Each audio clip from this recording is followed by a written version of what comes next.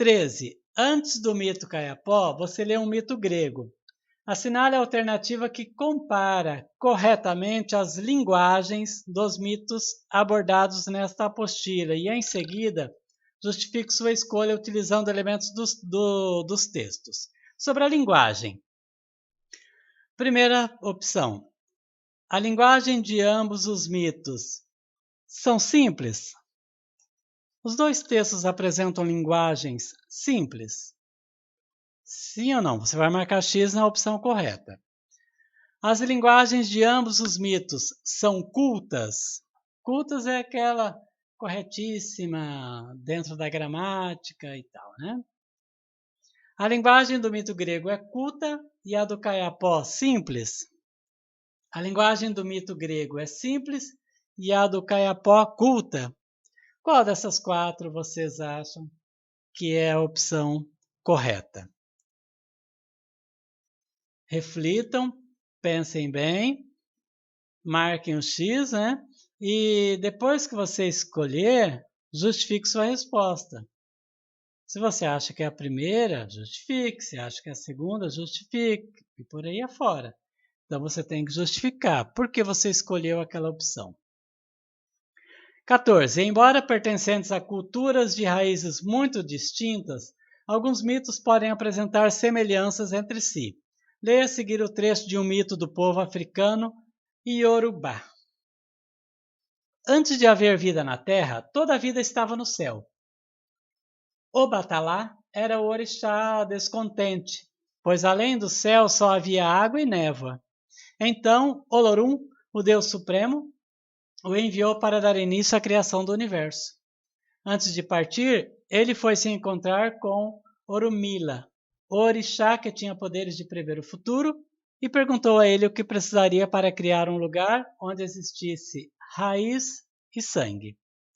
Você vai precisar de uma longa corrente e areia, que deve colocar dentro de uma concha. Não se esqueça de levar sementes de palmeira e uma galinha branca, disse Orumila. Depois de tudo pronto, Obatalá desceu e desceu. Ele atravessou névoas e redemoinhos até alcançar o final da corrente. Então retirou a concha da sacola e despejou toda a areia, que ao tocar a água, transformou-se em terra firme.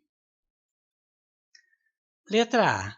Que semelhanças há entre esse mito e o Kayapó? Justifique. Quais são, em que eles se parecem? Quais são as semelhanças? Você vai colocar com suas palavras e justificar e explicar por que você acha que isso é parecido. B. E o que há de diferente? Quais são as diferenças que há entre os dois mitos, esses dois mitos?